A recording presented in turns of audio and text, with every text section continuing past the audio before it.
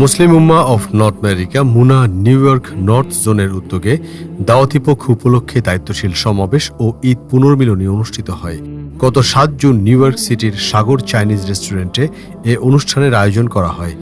New York North জোনের সভাপতি মুমিনুল ইসলাম মজুমদারের সভাপতিত্বে অনুষ্ঠিত সমাবেশে উপস্থিত ছিলেন মুনার সাবেক ন্যাশনাল প্রেসিডেন্ট আবু আহমেদ নুরুজ্জামান ও doctor Saidur Rahman Chowdhury, national executive director Arman Chowdhury CPA, national assistant executive director Ahmad Abu Ubaida, Abdullah Al Arif, national assistant executive director ও আল কুরআন দাওয়াত সেন্টারের chairman professor doctor Ruhul Amin, নাহারের chairman doctor Ataul Haque Osmani, national finance assistant Sheikh Jalal Uddin, সাবেক national executive director Anwarul Haque এবং প্রবীণ সাংবাদিক কাজী শামসুল হক সহ বিভিন্ন পর্যায়ের নেতৃবৃন্দ।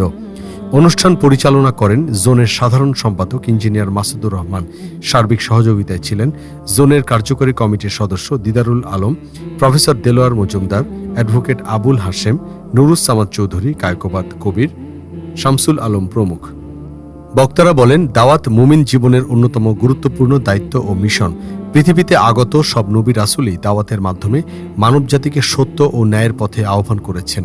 এছাড়াও বর্তমান বিশ্বে অন্যায়, অবিচার, দুর্নীতি ও নৈতিক অবক্ষয়ের প্রেক্ষাপটে ইসলামের দাওয়াত ব্যাপকভাবে পৌঁছে দেওয়ার উপর গুরুত্ব আরোপ করেন।